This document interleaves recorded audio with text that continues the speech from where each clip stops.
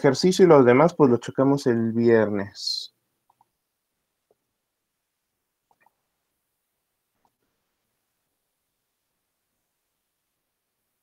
Ok.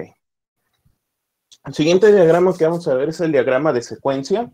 Es un diagrama de tipo dinámico, es decir, es un diagrama que me sirve para representar acciones. A diferencia del diagrama de clases que me representa la estructura del sistema, el diagrama de secuencia me sirve para representar cómo los objetos se relacionan por el paso de mensajes o una secuencia de eventos. En este caso, el diagrama de secuencia trabaja sobre objetos, no sobre clases. Ojo, tenemos, por ejemplo, aquí la clase persona que lleva una cédula, lleva un nombre. Entonces, el diagrama de secuencia trabaja con objetos. En este caso, el objeto es Pedro, que es de tipo persona. Pues nada más para hacer la observación. El diagrama de secuencia está con objetos, no con clases. Se caracteriza porque vamos a revisar los mensajes que se pasan entre ellos y tienen una línea de vida, es decir, cómo el objeto tiene una secuencia de ejecución mientras existe en el sistema. Los elementos básicos del diagrama de secuencia son estos. Voy a tener mis objetos en la parte superior, objeto A, B o C, el tiempo que es representado con la línea punteada de arriba hacia abajo y pues los mensajes que se van comunicando entre ellos. El objeto A se comunica con el B, el objeto B se comunica con el C puede comunicarse con el B o el C puede comunicarse con el A. Si en algún momento uno de los objetos deja de existir, es decir, ya no va a formar parte de la secuencia de eventos, entonces se considera que se destruye y lleva en la parte inferior como un tache, como una cruz, para indicar que el objeto ha dejado de existir o ya no tiene relevancia dentro de la ejecución, y ahí termina su vida. En este caso, los objetos se colocan en la parte superior del diagrama de izquierda a derecha y se acomodan de manera que se simplifiquen en el diagrama. En este caso, pues sería el nombre de mi objeto.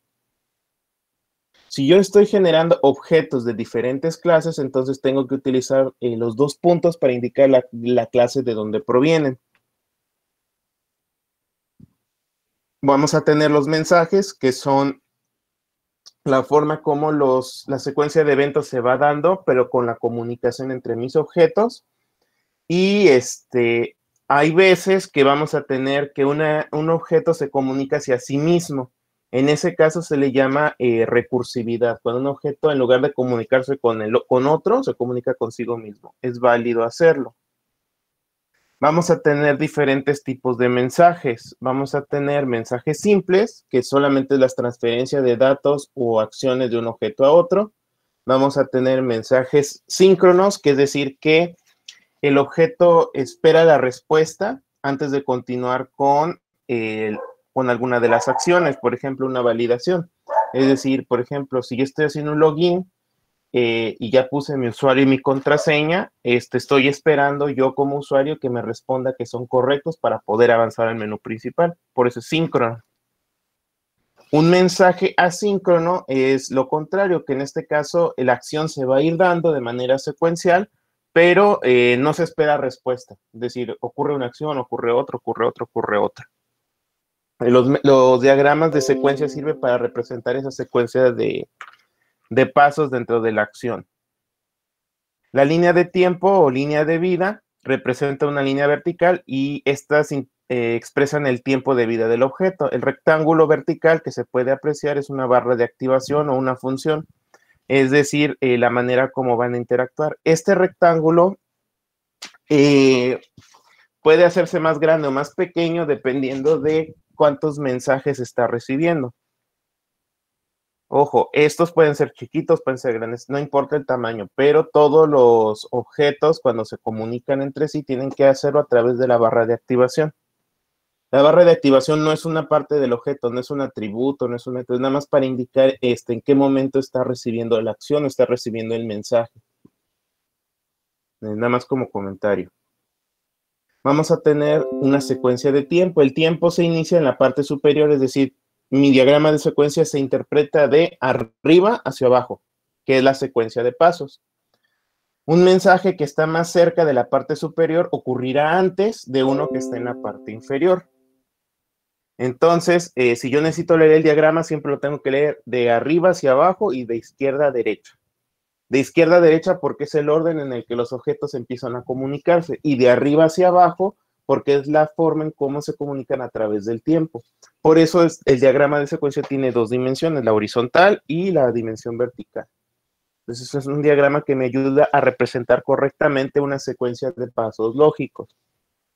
Como si fuera si ustedes lo quieren ver, el diagrama de secuencia puede ser una mejora de UML para un diagrama de flujo. Porque un diagrama de flujo y un diagrama de secuencias puede representar el mismo curso de acción. Entonces, si lo quieren ver así como que un símil, el diagrama de secuencias es como si fuera un diagrama de flujo. Nada más que este trabaja con objetos y con más cosas. Vamos a tener algunas ocasiones que lo que se le llama recursividad, que es cuando un objeto posee una operación que se invoca a sí mismo o a un método de manera interna. A esto se le conoce como recursividad y es una característica de varios lenguajes de programación. Recursividad significa que el propio objeto ejecuta un método interno solo para él. Ejemplo, si a lo mejor yo necesito confirmar a lo mejor que mi usuario y mi contraseña son correctos, antes de mandarlos para que me los validen, pues lo puedo hacer aquí. Vamos a ver ejemplos con recursividad, no se preocupen. Aquí vamos a poner un ejemplo. Ejemplo, al presionar una tecla dentro de un procesador de textos, se debe de visualizar inmediatamente en pantalla la tecla que yo haya presionado o el carácter alfanumérico, ¿no? Entonces, para que yo haga el diagrama de secuencia, tengo que tener bien claro la secuencia de eventos. Yo no puedo hacer el diagrama de secuencia de la nada. Antes ya tengo que tener, en este caso, los pasos de la secuencia. Entonces, paso 1. La interfaz gráfica notifica al sistema operativo que se presionó una tecla. El sistema operativo notifica al CPU de que se presionó la tecla. El sistema operativo actualiza la interfaz gráfica. El CPU le notifica a la tarjeta de video que tiene que representar un carácter. La tarjeta de video envía después un mensaje al monitor y el monitor pues ya me muestra el carácter en pantalla para que sea visible para el usuario. Entonces, siempre que yo quiera hacer un diagrama de secuencias, tengo que tener bien definidos los pasos de la secuencia. Dónde, con quién y cómo van a interactuar, quién con quién. Entonces, en este caso, voy a tener varios objetos. Tengo la interfaz gráfica, que es un objeto, el sistema operativo es un objeto, el CPU es un objeto, la tarjeta de video es un objeto. Entonces, así es como se hace el diagrama de secuencia.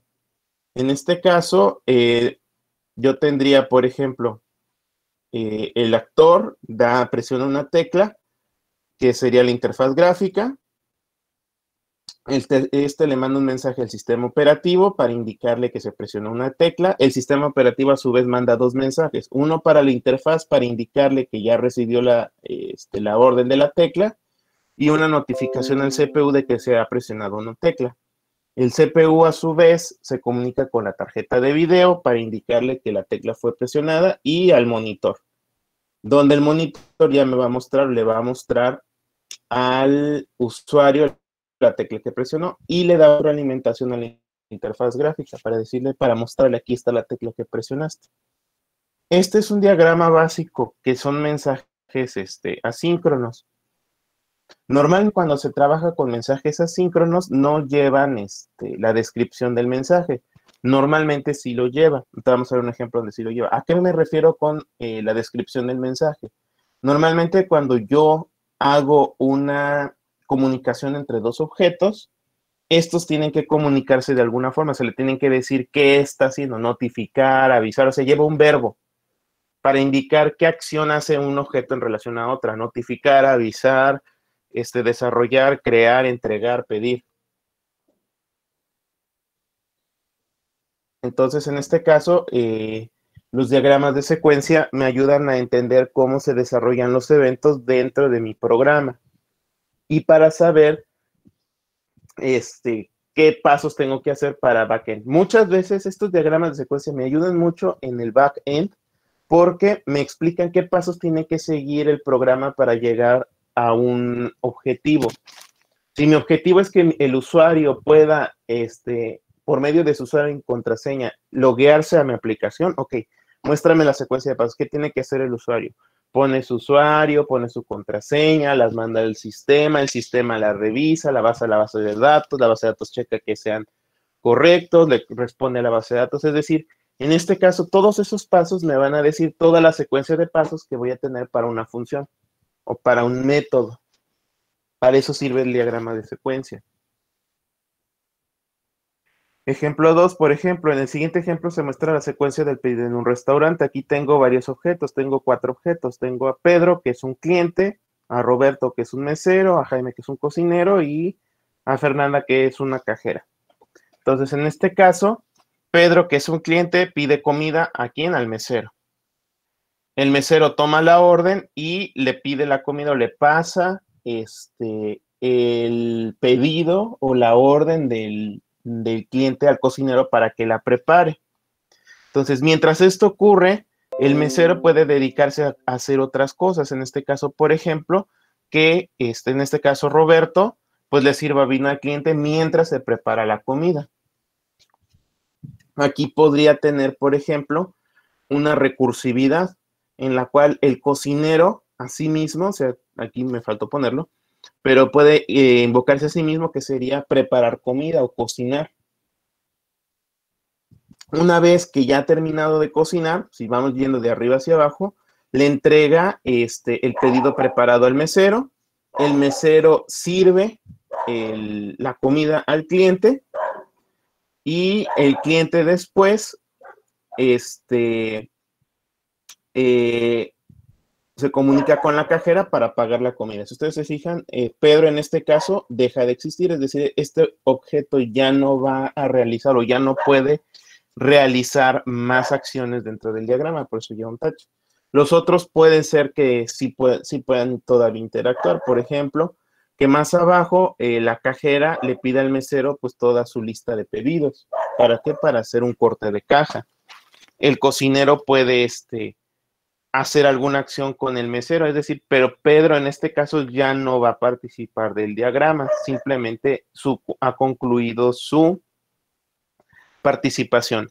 Entonces, si ustedes se fijan en lo que son las cajas de relación, que serían estos rectángulos, ocupo una para cada tipo de comunicación. Si se fijan en la del cocinero, es más larga porque están ocurriendo algunos pasos antes de que él pueda interactuar de nuevo. O sea, la primera interacción es que el mesero le pasa a él la orden de la comida y mientras él está preparando, los otros objetos pueden realizar otras acciones. Estos son mensajes asíncronos, porque en este caso pues no dependen de otros, depende más bien que el diagrama de secuencia se vaya resolviendo poco a poquito. ¿Dudas, preguntas con este diagrama de secuencia?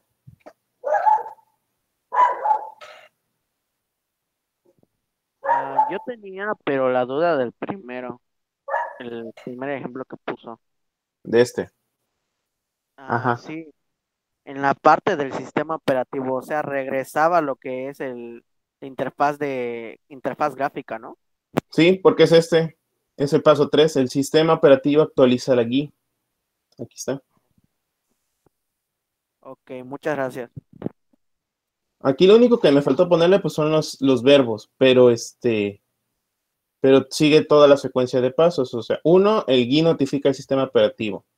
Aquí está, GUI notifica el sistema operativo. Ahí. Luego, el sistema operativo notifica a la CPU y también notifica a la GUI. Aquí está, el sistema operativo tiene uno hacia la GUI y tiene otro hacia el CPU. Luego, el CPU notifica la tarjeta de video. Aquí está, CPU notifica tarjeta de video. La tarjeta de video envía mensaje al monitor y el monitor representa el carácter. Ahí. Entonces, notifica al monitor y ya le da la retroalimentación a la GUI, que ya es cuando el usuario lo puede ver. Aquí lo único que hice es que aquí no les puse las secuencias, nada más la descripción, pero igual, si yo quiero hacer el diagrama, pues tengo que hacer la secuencia de pasos para identificar también mis objetos. Un objeto puede ser cualquier cosa. Profe, y en el ejemplo 1, por ejemplo, ahí, ¿qué objeto dejaría de existir en el diagrama? Ninguno. Ninguno porque, porque todo puede seguir existiendo. El usuario puede presionar otra tecla o puede hacer otra acción y va a ocurrir la misma secuencia o una secuencia diferente. Los objetos dejan de existir cuando ya no van a participar del diagrama. Por ejemplo, aquí el cliente ya una vez que pidió su comida, le sirvieron, comió y pagó, pues ya el mismo cliente ya no tiene razón de existir. Por eso tiene el tacho, porque el mesero todavía puede atender, el cocinero todavía puede cocinar, la cajera todavía puede cobrar, pero el cliente ya, este cliente en particular, Pedro, ya no puede participar aquí, porque él ya cumplió con su papel, o sea, él ya no tiene razón, por eso tiene el tacho. Entonces, cuando un Pero objeto... podría haber otro objeto de otro cliente, ¿no? Con otro, sí. otro cliente. Otro cliente, sí, puede existir otro cliente. Pero este en particular, Pedro, ya no. ¿Puedo tener más acciones abajo que involucren a los otros tres? Sí. Pero ya en este caso, Pedro ya no participaría de ninguna otra acción dentro del diagrama. Ok. Les va a quedar este para el viernes. Es desarrollar el diagrama de secuencia de una persona que realiza el retiro en un cajero automático. Facilísimo. A ver cuántos objetos, a ver cuántos mensajes, a ver cómo le sale. Okidoki. Es en este tipo de diagrama que nos acaba de enseñar, ¿verdad? Sí, es diagrama de secuencia.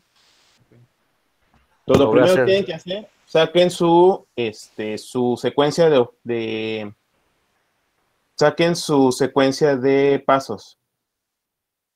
O sea, saquen la secuencia de pasos lógico. Paso 1, pasa esto. Paso 2, pasa el otro. Y así. Todos hasta que concluye. ¿Cuándo inicia? Cuando el cliente ingresa su tarjeta en el cajero. Ese sería su paso 1. ¿Cuál sería el último paso? Cuando el cliente retira del cajero el dinero. O sea, cuando ya tienen físicamente el dinero en la mano. Entonces, tienen que representar todos los pasos de esa secuencia de eventos. ¿Sí? No, sí. Incluye cada opción del menú. No cada opción, específicamente la opción de retiro. Porque aunque el cajero tenga 10 opciones, transferencia, cambio de NIP y eso, la única que nos interesa es la opción de retiro. Para que tampoco se vayan a ir con la finta de que pueden ser otros, no. Nada más ojo con eso. Los pasos de la secuencia tienen que ser los pasos lógicos para alcanzar el fin, que es que el cliente o esta persona pueda retirar del cajero. Y por ejemplo, profe, si hay más de una manera de retirar el efectivo, ¿también se tiene que incluir? No, es una forma nada más. El cliente va a retirar, por eso le estoy diciendo, paso 1, el cliente inserta su tarjeta. O sea, retiro con tarjeta. Sí, es como un algoritmo. Es como un algoritmo, un diagrama de flujo.